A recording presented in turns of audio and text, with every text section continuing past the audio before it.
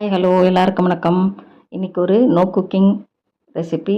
என்னென்னா ஒரு தயிர்லாம் நம்ம வெளியில் கடையில் வாங்கும்போது நல்லா திக்காக அப்படியே செட் ஆகிருக்கும். என்னடா நமக்கு இப்படி வரலையேன்னு நீங்கள் நினைப்பேன்.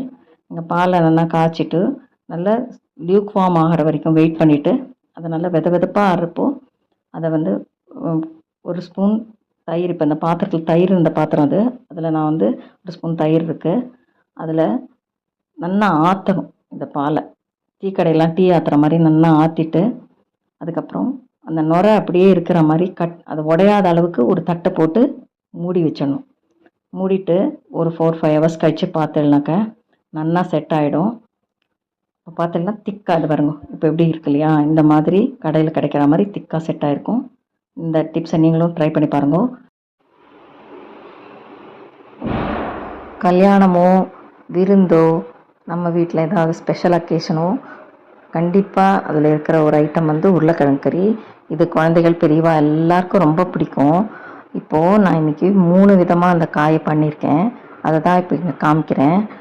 ஒன்று குழந்தைகளுக்கெல்லாம் பிடிக்கும் இல்லையா, ஃப்ரெஞ்ச் ஃப்ரைஸ். அது மாதிரி பாதி அந்த சைஸில் பாதி சைஸ் நறுக்கிண்டு கருகு தாளிச்சு கொட்டி எண்ணெயில் வெங்காயம் போட்டு வதக்கிட்டு அப்புறம் இந்த காயும் போட்டு மஞ்சள் உப்பு போட்டு நல்லா வதக்கிட்டு நல்லா வதங்கினதுக்கப்புறம் காரப்பொடி போட்டு இன்னும் கொஞ்சம் நல்லா ஃப்ரை பண்ணி எடுத்துடணும்.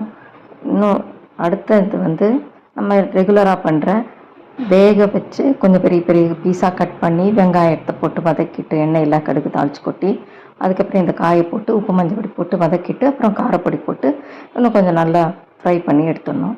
3வது ரொம்ப ட்ரெடிஷ்னலான ஒரு பொடி மாசுன்னு சொல்லுவாள்.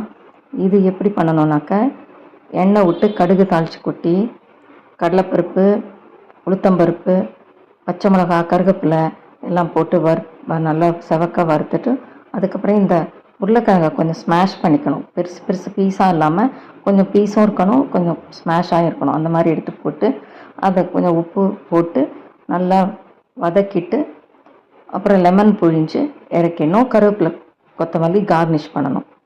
இது உப்புமா கறின்னு கூட சொல்லுவாங்க வேடிக்கையாக. அதனால் அது மாதிரி ஒரு டைப். இது 3 டைப்பு. இது எப்படி பண்ணணுங்கிறது நான் இன்னொரு வீடியோவில் சொல்கிறேன்.